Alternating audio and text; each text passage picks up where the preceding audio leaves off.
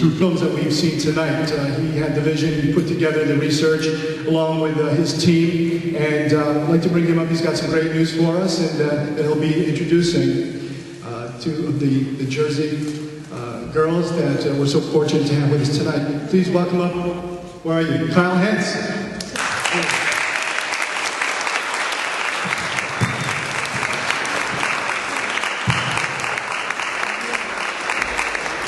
Thank you so much. I'd just like to start by thanking everyone here and everyone beyond these walls who has got us to this point, because there's a lot of us. And so thank you to everyone who was a part of us getting to this point in time. I've been at this for over 5 years. I've had meetings with congressmen, meetings with celebrities, produced events, been at National Press Club, been on C-SPAN, made films. But today, this night, is the most important event that I have been privileged to be a part of. And thank you very much for everyone who made it happen.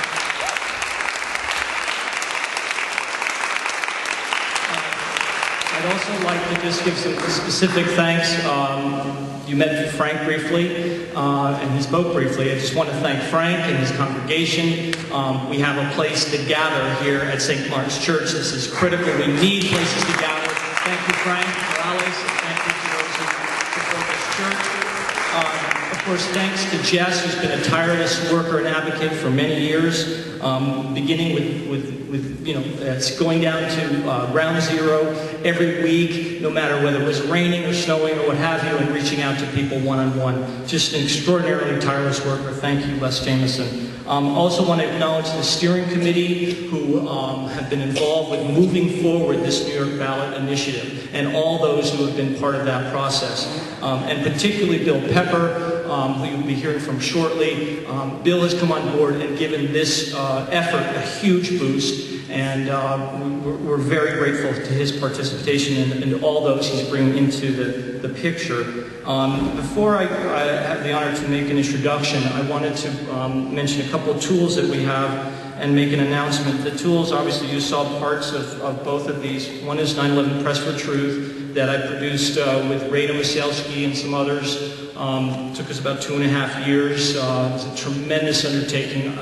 More work than I could ever imagine going in. I never produced a minute of a film when I started the process. Ended up wearing many hats and doing many interviews, executive producer, co-producer, writer. But this is a great tool to introducing people to the subject and to building our case. So they are here. This film is making the tour through Europe right now, in Geneva and Paris and Brussels. So people are hearing about this overseas. In their own words, is over 2 hours of additional interviews that we did with Patty Cassazza, Lori, Bob McIlvain, Sally and Reagan Hard, and Mindy Kleinberg for the film. So there's a lot more material here. This is also here on the table in the back.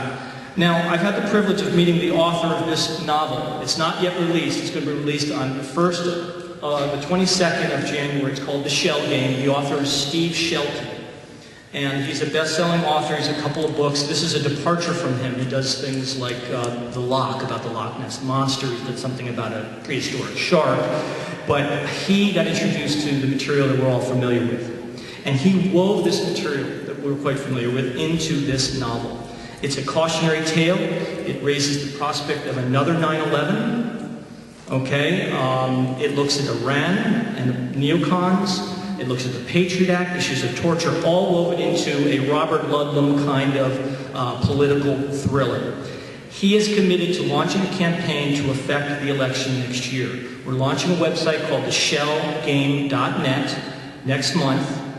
And if this becomes a bestseller, he will be on the talk show circuit talking about the case for a new investigation. Here is a way to support this novel of getting this in front of people who've not even asked question 1 about 9/11. So I want to encourage everyone to look for this book, theshellgame.net, the website, and to support this work. And we're going to have each issue that the book raises, including 9/11 and the case for a new investigation, on the website with the best resources, links, videos, and so on. So please take a look at that.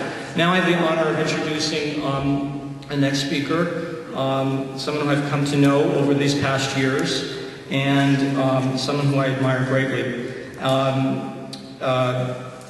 She lost her husband, Kenneth, on 9/11. She was one of 12 members of the 9/11 Family Steering Committee, the principal movers and organizers, the core group that basically made the case for a new investigation and a new commission. Not a new one, the first one. And she's also a member of September 11th Advocates. The steering committee is no longer together. They've been disbanded. But September 11th Advocates continues on. And they are Monica Gabrielle, Mindy Kleinberg, Patty Cassazza, and Lori Van Auken. And Lori is one of the most courageous, eloquent, and intelligent women I have come to know in my entire life. And I have tremendous respect and admiration for her. She is known as one of the Jersey girls, and I cringe every time I say that because these are some of the most powerful, eloquent, and courageous women. We have no idea what they have gone through in dealing with what has happened to their lives and have their lives turned upside down and have to lose someone so close to them. And yet they continue to press on, and they're with us tonight, and they're joining this campaign, and they should be applauded. And I'm very privileged to introduce to you Lori Van Auken. Thank you very much.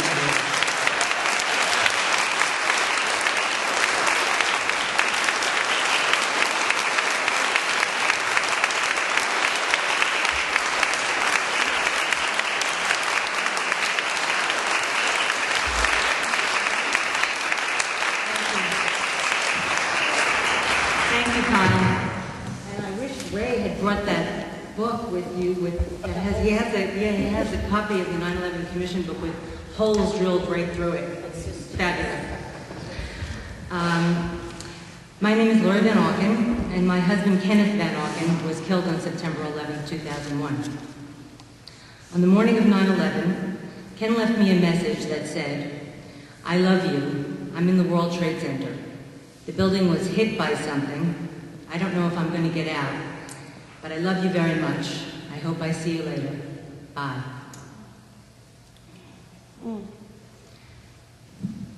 Ken didn't get out of the building, and I never saw him again. From his message, I knew that he had survived the plane's impact into his office building, World Trade Center, Tower 1. 6 years after the event, that's about all I know. I don't know how Ken died. Perhaps he died in the fire of smoke inhalation, or maybe he was killed when the building collapsed. I suppose that I will never know. Since we didn't receive any of his remains, Ken never had a funeral. It turns out that almost everything about 9/11 was out of the ordinary, including the fact that it was never properly investigated.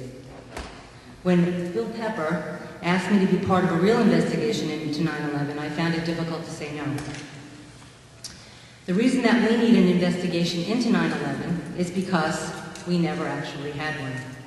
Almost 3,000 people were killed on September 11th, and many more have gotten sick and have died from working on the pile at the World Trade Center after the attacks.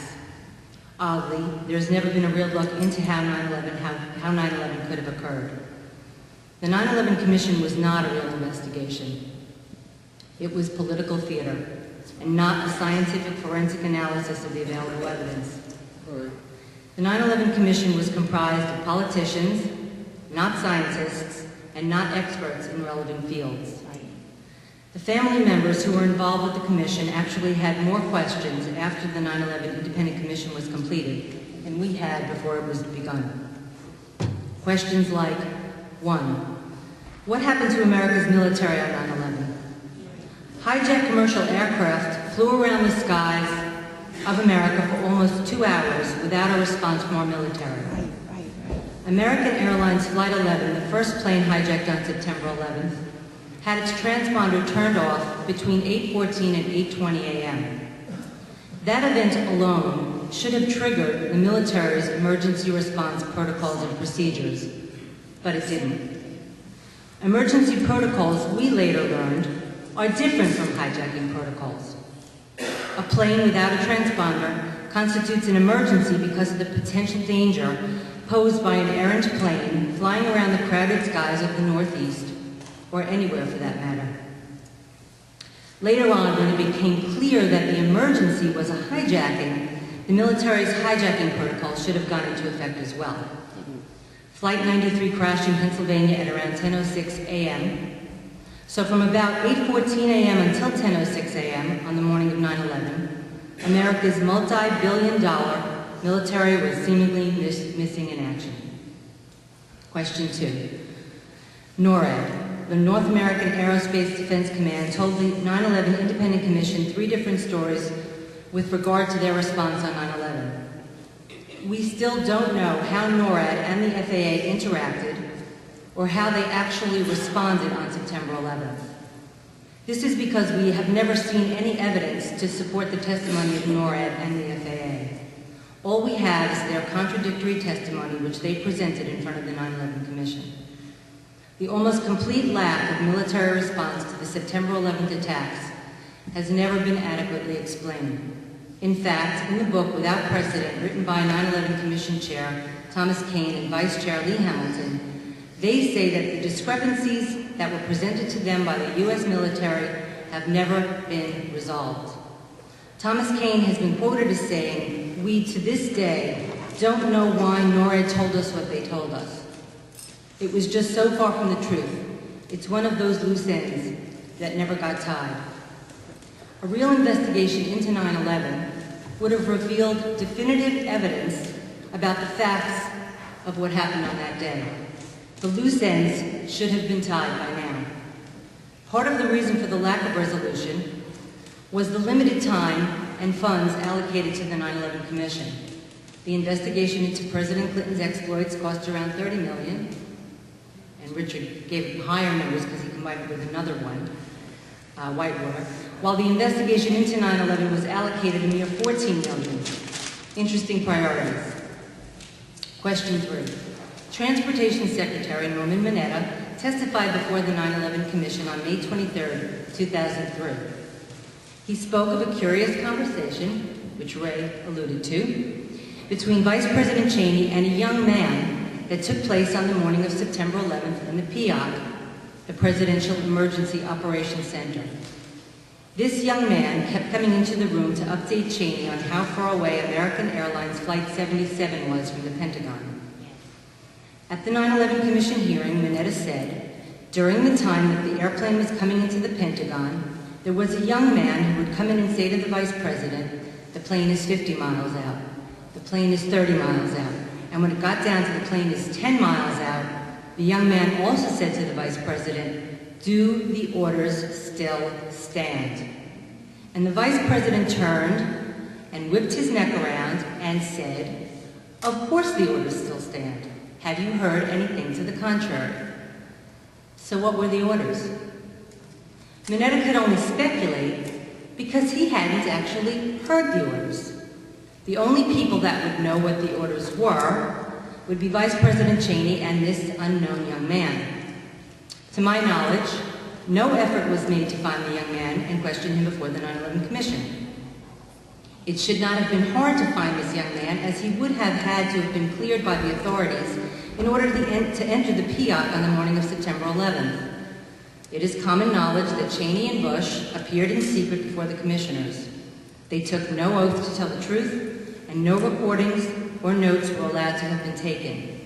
Nothing about what they said behind closed doors has ever been revealed to the American public.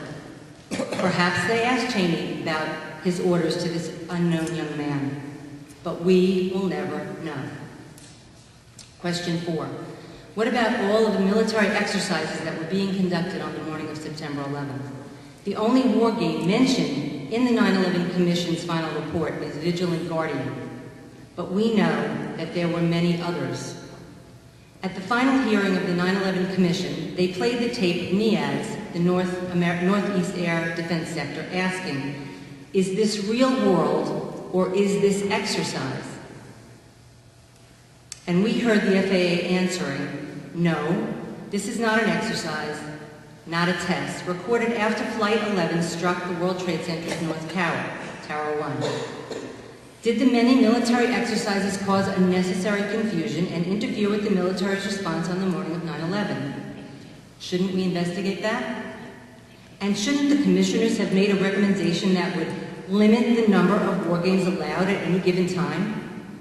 Wouldn't we want to avoid confusing the military into utter uselessness in the future, ensuring that the skies of the United States are protected at all times? Question 5. The Pentagon is probably one of the most protected buildings in the world. At 9:38 a.m., about an hour and a half after the transponder of American Airlines Flight 11 was shut off, the Pentagon was struck by a third hijacked plane. The Pentagon has many video cameras keeping a close eye on the building and its airspace, which is at the heart of America's defense. By the third plane, 9/11 was no longer a surprise attack. How was our military still so unprepared an hour and a half into the attacks? And where is the video footage of whatever struck the Pentagon? Why haven't we been allowed to see it? Why is that evidence still being kept from the American public? If there is nothing to hide, and they're telling the truth, why not release the videos?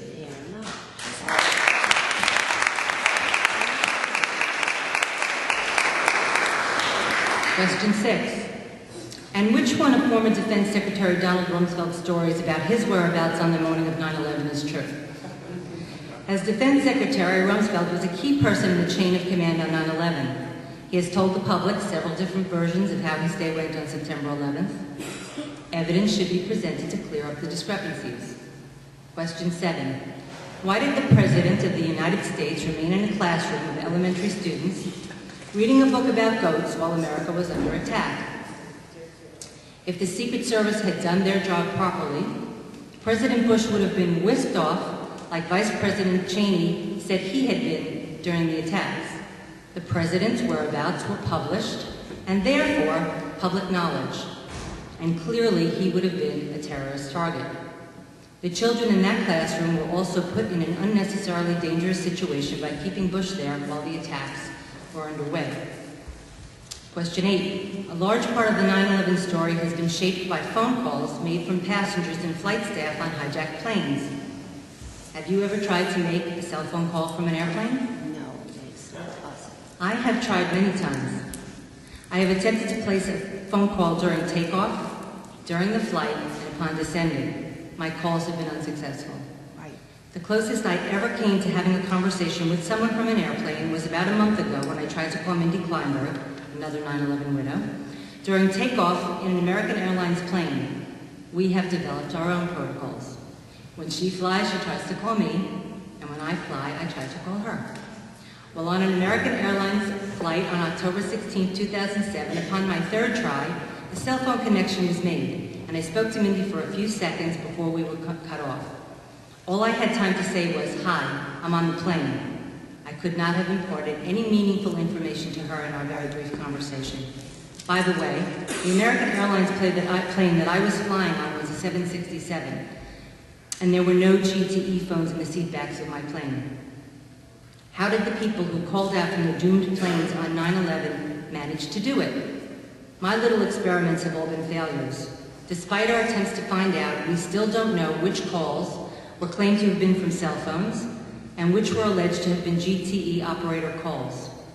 This information is a matter of record, easily subpoenaed for.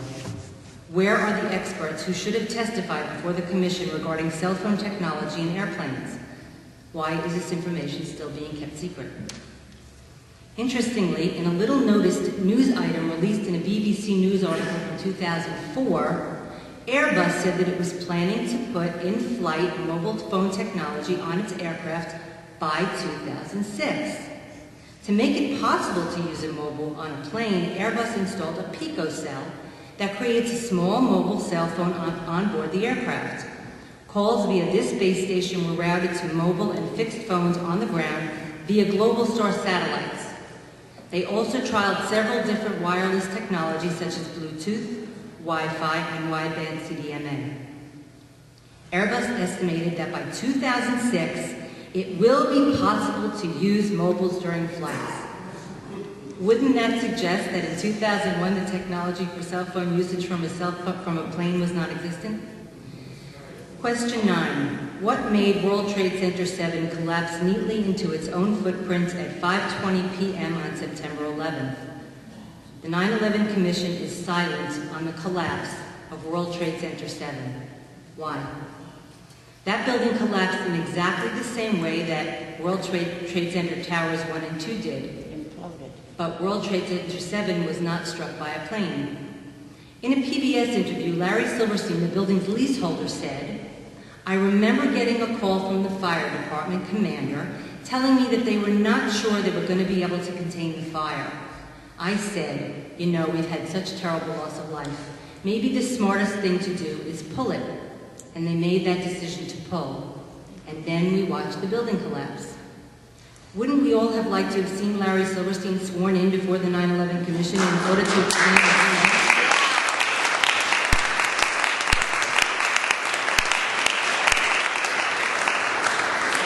After all, Mr. Silverstein signed a 99-year lease for World Trade Center Towers 1 and 2, taking control of the buildings and insuring them in July of 2001, a mere 6 weeks prior to September 11th. Why didn't the 9/11 Commission ever call upon Larry Silverstein to publicly testify? Why didn't the 9/11 Commission answer any of the questions about World Trade Center 7, instead ignoring it entirely? Only for the insurance. Question 10. Who funded the 9/11 attacks? That story. Wouldn't a real investigation follow the money to find the perpetrators?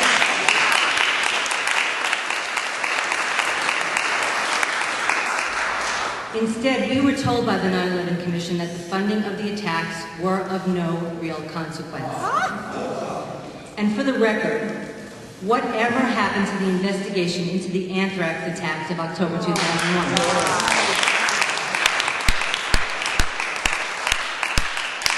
I could go on and on. No one has ever been held accountable for the disastrous failures of 9/11. The people in positions such as these are trained to handle emergencies by following established protocols and procedures so that no one has to think about what should be done during an emergency. These procedures are developed and practiced to make them automatic so that lives can be saved. On September 11th, protocols were not followed. Yet no one at any level was said to have been responsible for those failures.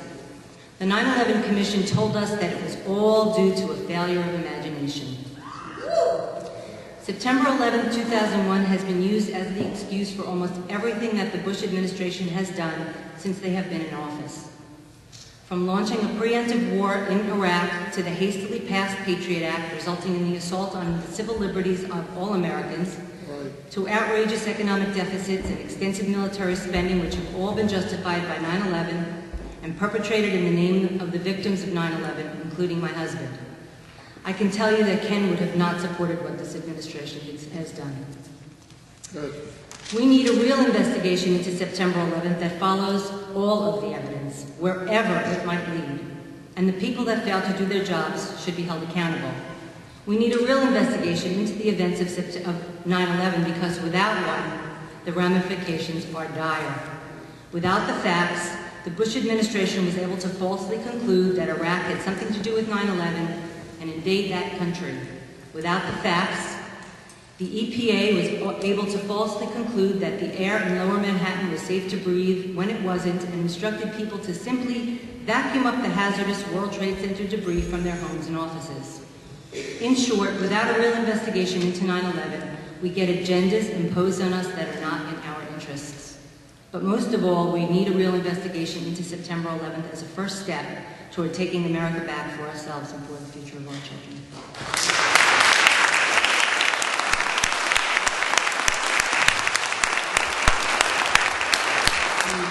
Comes from Cynthia McKinney for the benefit of the New York City 9/11 Ballot Initiative, Saturday, November 24, 2007. In March of 2002, I raised important questions about 9/11-01. Specifically, I wanted to know how it was that after having invested trillions of dollars in a military and intelligence infrastructure, that it failed 4 times on one day. That fundamental question is yet to be answered. Colin Powell promised a white paper on the subject, and we are yet to receive that white paper too. It is clear that those in authority would rather us believe that we were hit because we are free than to know the truth about what happened on that tragic day in 2001. I have stood with the family members as they have asked unflinchingly and unsuccessfully for the whole truth and nothing but the truth. I have stood with whistleblowers, academicians, and scholars, lawyers, and citizens who only want to know the truth. For it is only through the truth that we will make sure that such an attack never, ever happens again. I am proud to have sponsored legislation restoring a victim's family member the right to participate in the Victims' Compensation Fund and to sue those responsible for the attacks. I am proud to have sponsored a full-day congressional briefing that included family members, lawyers, whistleblowers, and scholars, the only such briefing to be held on Capitol Hill. I am proud to have authored legislation to repeal the Military Tribunals Act, a direct outcome of the September 11th tragedies, and I am proud to have authored an impeachment resolution against Bush, Cheney, and Rice.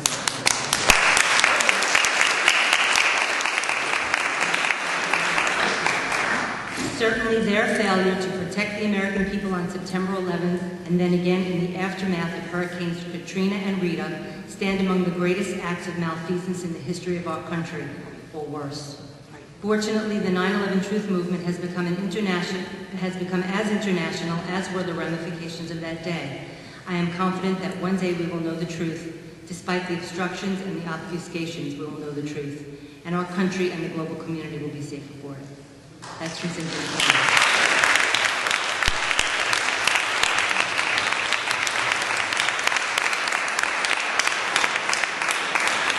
And now I have the honor to introduce one of my cohorts and partners in crime, Patty Cassazza. Patty was seen on the film. She's very well spoken and speaks her mind. She's also one of the September 11th advocates and one of the members of the Family Steering Committee, and I'm very proud to call Patty my friend.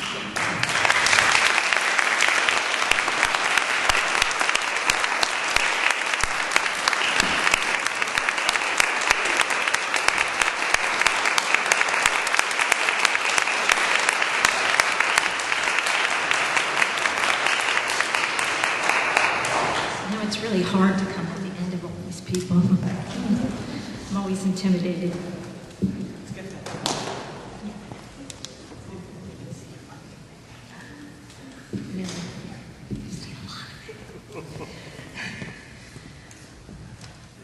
On the morning of September 11th, I was home. I was home from school. I was in the last throes of nursing school. And it was a beautiful day, and I was up, and I was actually I had a pair of socks in my hands that I was rolling from my laundry. And I got a call from my husband. He was in Tower 1 on the 104th floor, working for Cantor Fitzgerald. He called and said, "Do you know what happened?" I said, "Well, what are you talking about?" And he said, "I think a bomb has gone off in our building, and the black smoke is filling the floor. We're finding it really hard to breathe." And he said, "If you could please find help for us."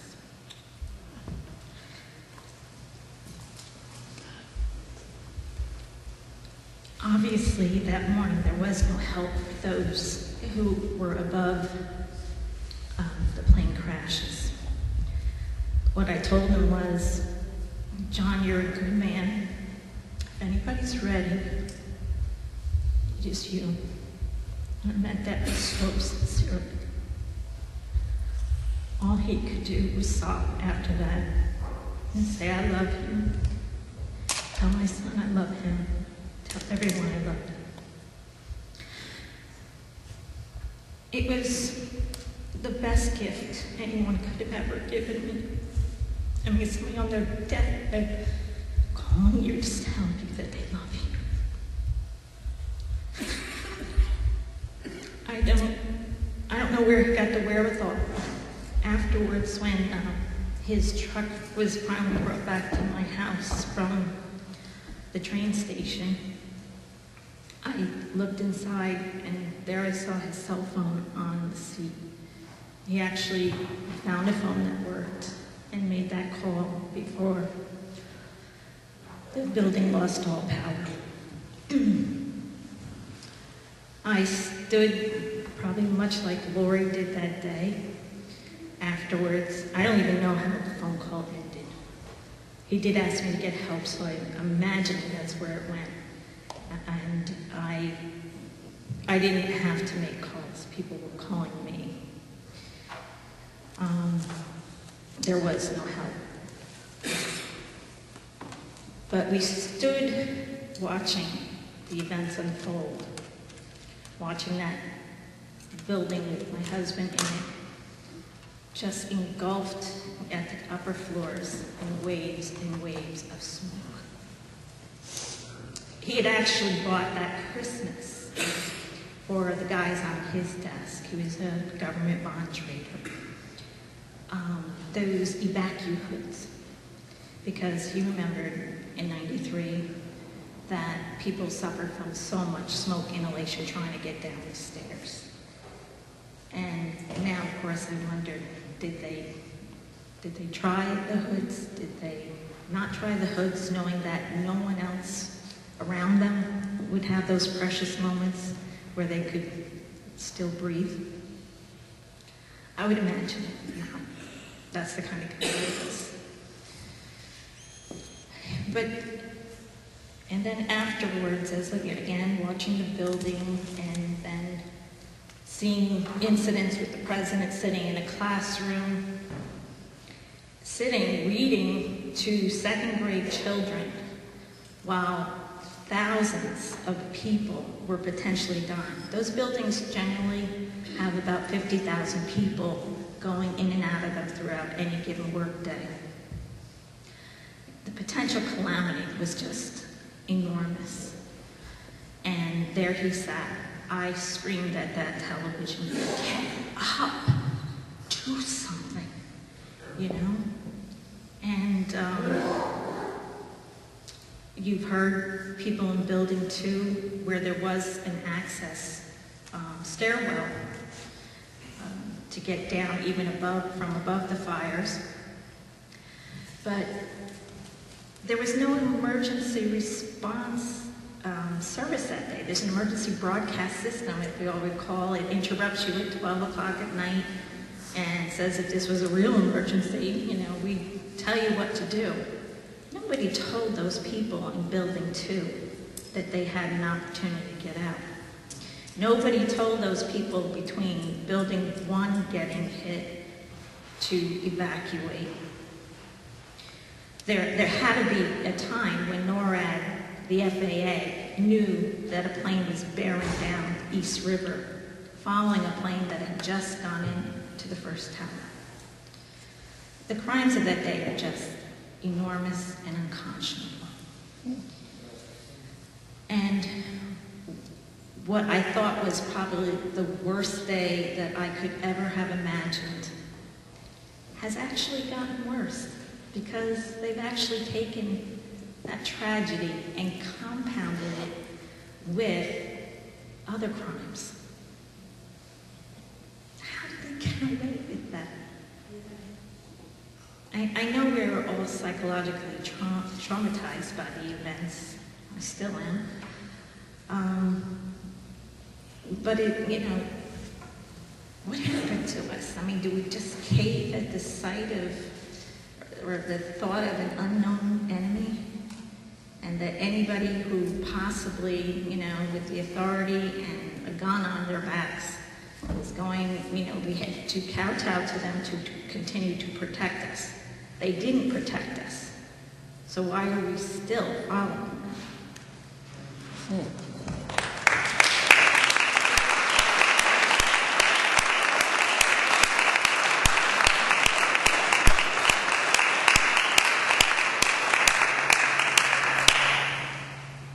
Aside from my personal stories, which I have a million, as does Lori, in preparing to speak at this event, I found myself looking to help other Truth members look for areas or incidents where former administrations initially lied to the citizens of the U.S. about a foreign policy move and how upon release of classified documents, some of the truth did indeed get revealed, with some revelations making their way into mainstream media, other into memoirs or foreign interviews in the classic style of a slow leak. What should command outrage amongst the populace gets released without notice because they are often not heard in mainstream media or read about, unless someone wants you to know of them. I think I did find such documents, and with them I hope that you too can connect the dots that I did. What happened on 9/11 should not have occurred, and yet there exists a real possibility that what happened was not an aberration, and that there are those individuals in the U.S. government that can and will, with the means and the right motivation, use their power against its own citizens or those of foreign lands.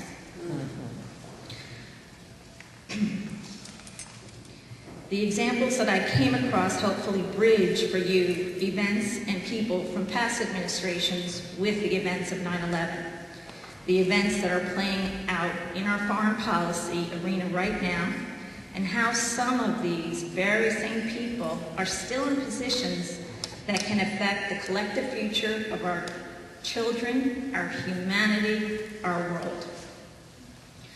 One of the significant players in our foreign policy arena was Zbigniew Brzezinski, a Republican, the former National Security Advisor to President Carter, a Democrat, as well as he was an advisor to John F. Kennedy, Lyndon Johnson, Hubert Humphrey, and Jimmy Carter.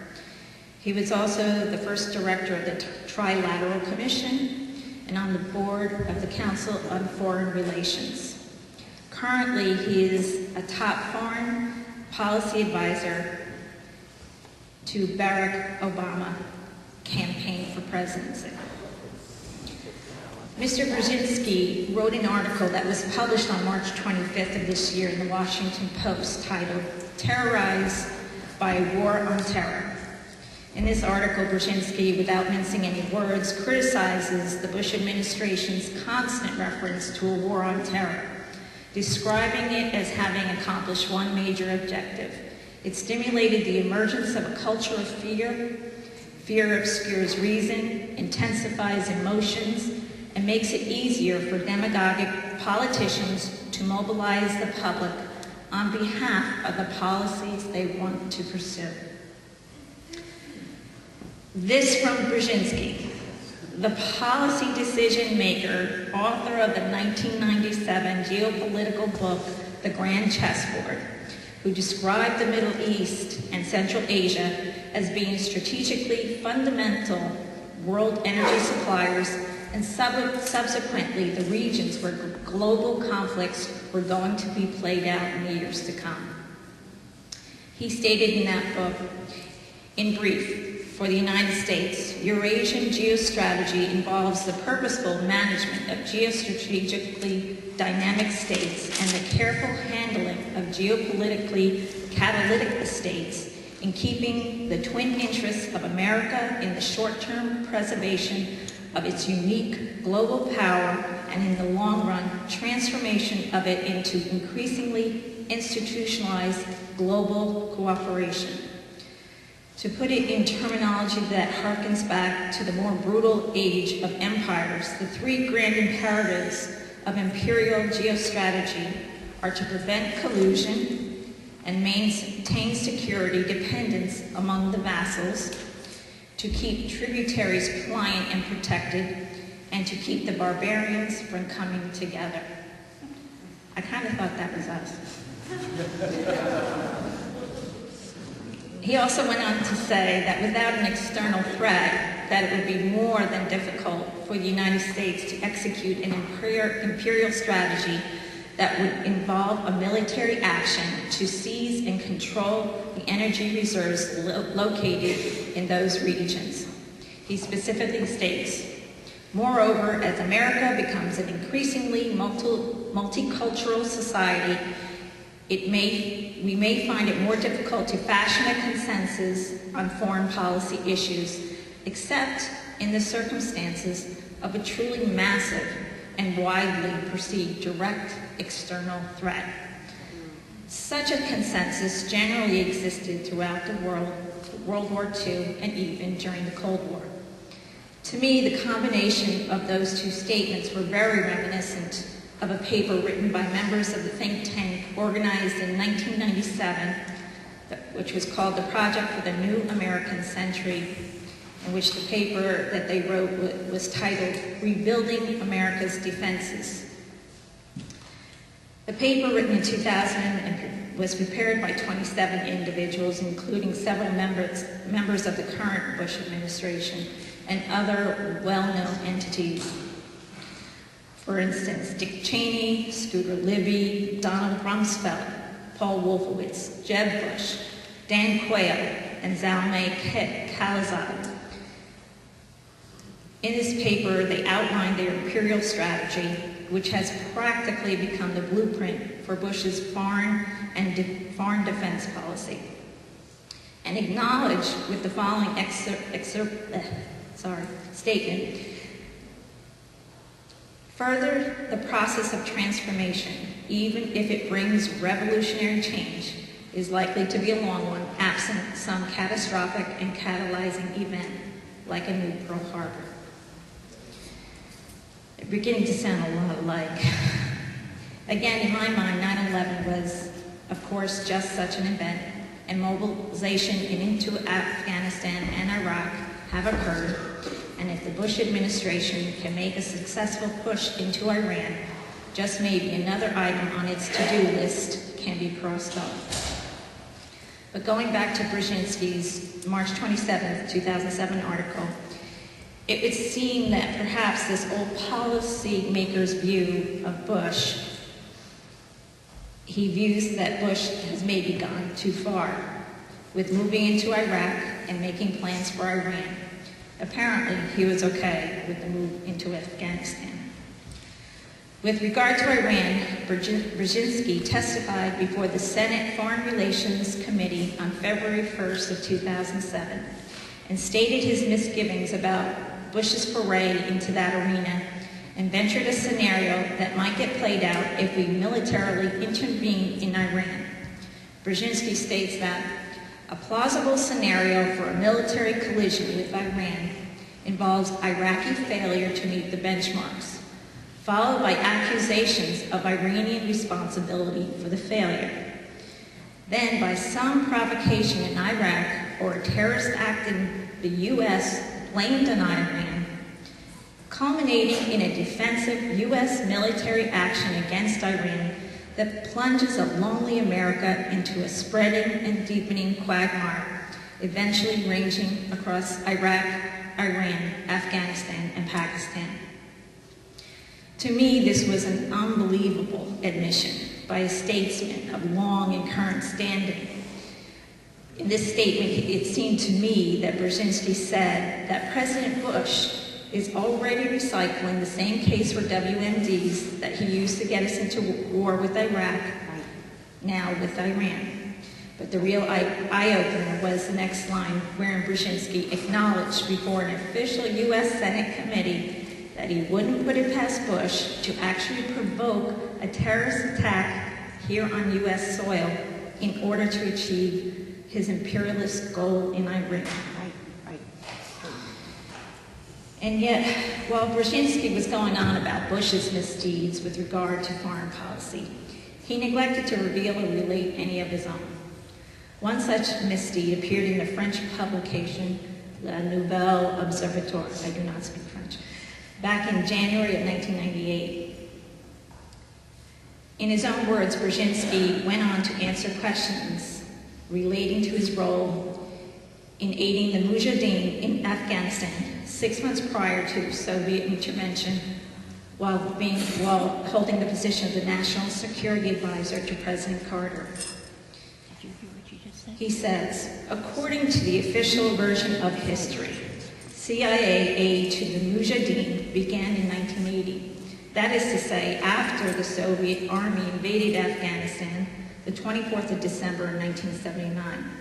But the reality, closely guarded until now, is completely otherwise. Indeed, it was July 3rd, 1979, that President Carter signed the first directive for secret aid to the opponents of the pro-Soviet Yes. regime in Kabul. Yes. Those mujahideen of yesteryear are the Taliban today, the supposed terrorists behind the events of That's 9/11.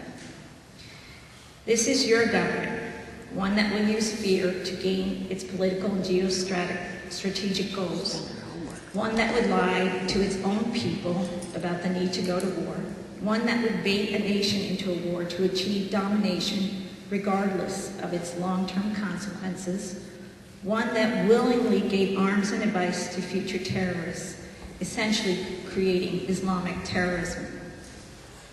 One that under the leadership of some presidents, the U.S. might actually provoke an attack on our soil or on that of another nation and blame it on yet another nation, of course, of our choice.